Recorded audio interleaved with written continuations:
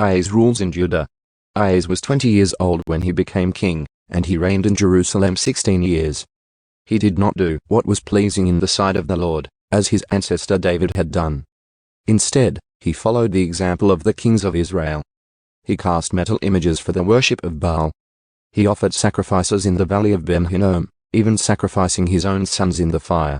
In this way, he followed the detestable practices of the pagan nations the Lord had driven from the land ahead of the Israelites. He offered sacrifices and burned incense at the pagan shrines and on the hills and under every green tree. Because of all this, the Lord his God allowed the king of Aram to defeat Ahaz and to exile large numbers of his people to Damascus. The armies of the king of Israel also defeated Ahaz and inflicted many casualties on his army.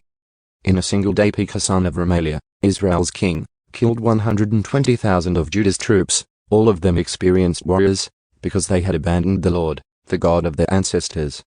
Then Zikri, a warrior from Ephraim, killed Maaseiah, the king's son, Azrikam, the king's palace commander, and Elkanah, the king's second-in-command.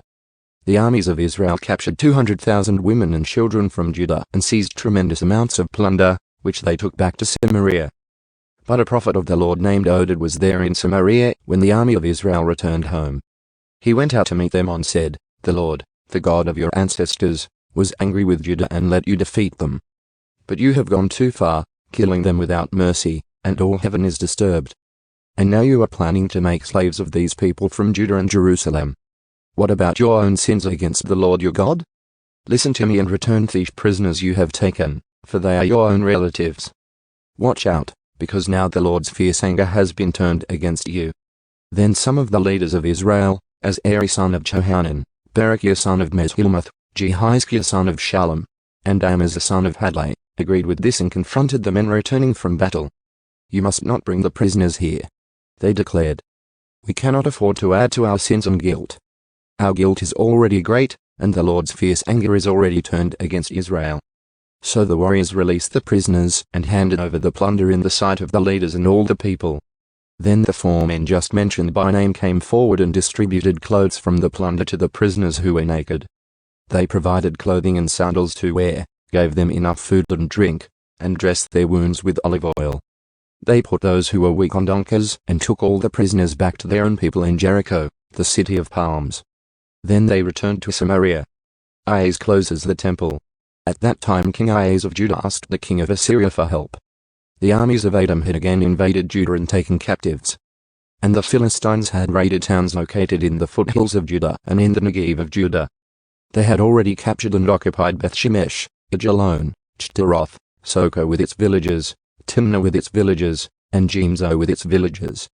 The Lord was humbling Judah because of King Ahaz of Judah, for he had encouraged his people to sin and had been utterly unfaithful to the Lord. So when King Tiglath-Pileser of Assyria arrived, he attacked Ahaz instead of helping him.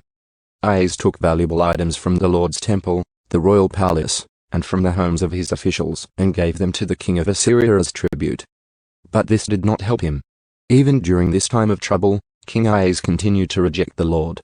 He offered sacrifices to the gods of Damascus who had defeated him, for he said, "Since these gods helped the kings of Aram, they will help me, too, if I sacrifice to them." But instead, they led to his ruin and the ruin of all Judah. The king took the various articles from the temple of God and broke them into pieces. He shut the doors of the Lord's temple so that no one could worship there, and he set up altars to pagan gods in every corner of Jerusalem. He made pagan shrines in all the towns of Judah for offering sacrifices to other gods. In this way, he aroused the anger of the Lord, the God of his ancestors. The rest of the events of Ahaz's reign and everything he did, from beginning to end, are recorded in the book of the kings of Judah and Israel. When Ahaz died, he was buried in Jerusalem, but not in the royal cemetery of the kings of Judah.